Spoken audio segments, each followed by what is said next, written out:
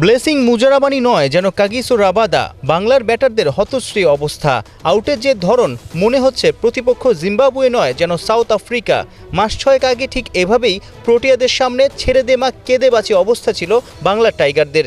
ঠিক একই হাল, ভুলের পুনরাবৃত্তি সাদামাটা মুজারাবানি ভিক্টরদের বিপক্ষেও।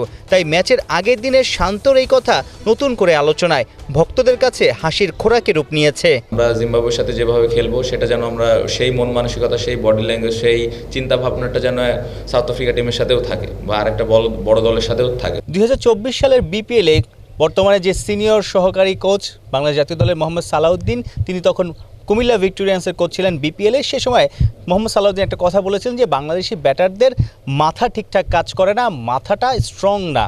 সেটা কিন্তু এখনও চলমান আছে। অর্থাৎ এই যে টেস্ট ম্যাচ, মুশফিক, মুমিনুল সবচেয়ে এক্সপিরিয়েন্স ক্যাম্পেইনার, দল যখন চাপে তখন তারা যেভাবে এগ্রেসিভলি শট খেলতে গিয়ে শর্ট মিড উইকেটে ক্যাচ দিয়ে ফেললেন, সেটাই বলে দেয় যে বাংলাদেশের ব্যাটারদের, বাংলাদেশের ক্রিকেটারদের ম্যাচ অ্যাওয়ারনেসের ঘাটতি আছে। আমার মনে হয় যে উইকেটের দোষ দিয়ে কোনো লাভ নেই। উইকেট খুবই ভালো ছিল। আপনি দেখেন জিম্বাবুয়ে কিন্তু খুবই ভালো ব্যাটিং করছে, এখানে ভালো ব্যাটিং করা সম্ভব। আমি বললাম যে আমাদের কিছু এক্সিকিউশন খুব খারাপ ছিল এবং টেকনিক্যালি আমরা কিছু জায়গায় আসলে আমরা ভুল করেছি। আর যারা ব্যাটিং করেছে তাদেরকে কখনো মনে হয় না যে তারা খুব আনকমফোর্টেবল আছে বা তাদের কনফিডেন্সের অভাব আছে। আমার মনে হয় অ্যাপ্লিকেশনটা আমরা ভালো করিনি, আমাদের টেকনিক্যালি কিছু মিস্টেক করেছি এবং হয়তো আমাদের শর্ট সিলেকশন ভালো ছিল না। 13 এপ্রিল থেকে এই সিলেটে 2 নম্বর গ্রাউন্ডে টাইগাররা প্র্যাকটিস করেছে পাক্কা এক সপ্তাহ, এবং বেশিরভাগ দিনই দেখেছি আমরা যে ক্লোজ ডোরে প্র্যাকটিস করেছে। ফিল্ডিং বা ওয়ার্ম আপ সেশন আমরা কভার করতে পেরেছি।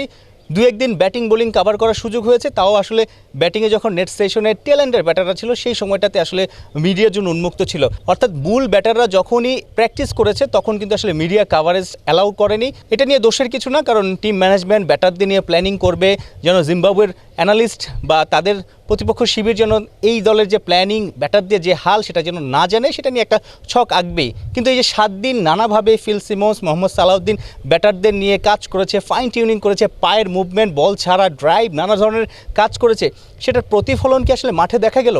প্রথম দিনে যে ব্যাটিংয়ের হাল, যেভাবে আসলে আনাড়িভাবে আউট হয়েছে, যে ছন্নছাড়া অবস্থা দেখিয়েছে, তাতে তো আসলে তাদের উন্নতি, তাদের শেখার জায়গা সব কিছু নিয়ে আসলে প্রশ্ন উঠেছে। সাইফুল রূপক, 71, সিলেট।